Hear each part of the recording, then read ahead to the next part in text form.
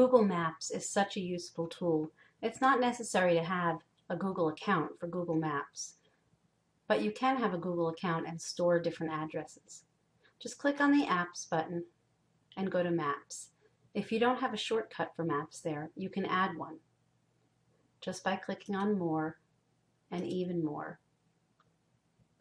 And you can find the Maps button down here. And then you can create a shortcut to it.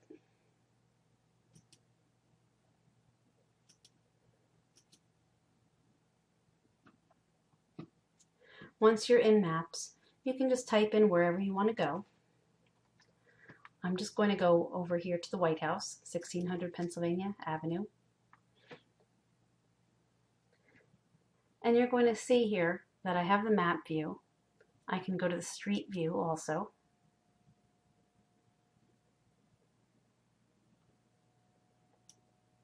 And you can see that Google has given us a 360-degree view as well. And all I have to do is just take my mouse and move it around. And I can even drive down the street. I can go back to my map view as well.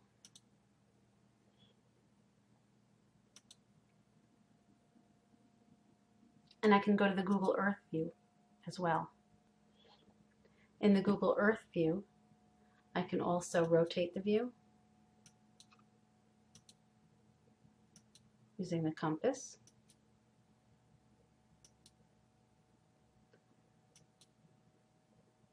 And I can also tilt the Earth as well.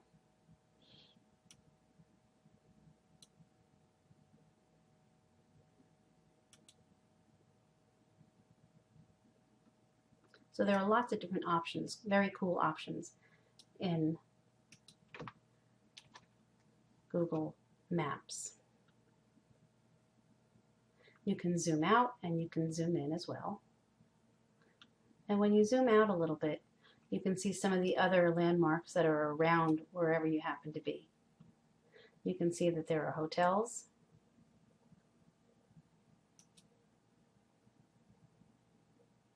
And when I click on the hotel there, a nice little link pops up here where I can just book a room right from Google Maps. I can also get directions from the hotel to the White House. And right now it's taking me from the White House to the hotel. If I wanted to reverse the starting point and the destination, all I have to do is click on those two arrows. And over here, it will show me the terrain. I can list the steps to getting there.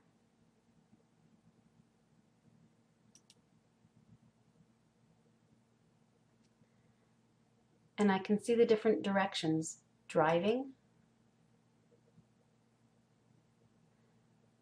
taking mass transit, and they'll tell me how far it is and how many minutes it will take to get there. Walking, bicycling, and flying. Obviously there's not flights available for this. But if I were going a little further, let's say that I lived in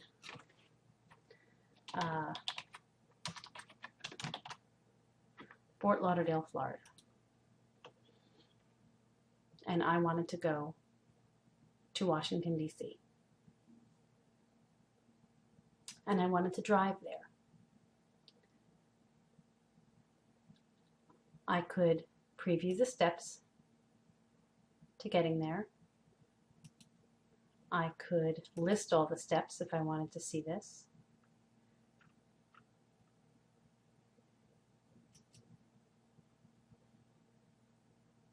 If I wanted to take mass transit, it would tell me how to get there taking mass transit and how long it would take.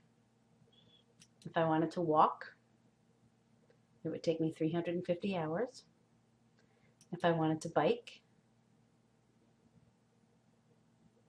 96 hours, I guess depending upon how quickly I biked, and how to fly there.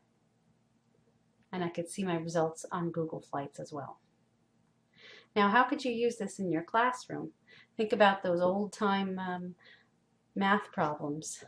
If a train was going one direction from one way to another way, think about doing that on Google Maps and how cool that would be. So Google Maps is a great tool that you could use with your students. And in elementary school, it's great because my students don't have email accounts. So I don't have Google accounts for the students, but I can still use this tool with them in the classroom. And I love that. So that's just an overview of using Google Maps and some of the different things that you could do with them.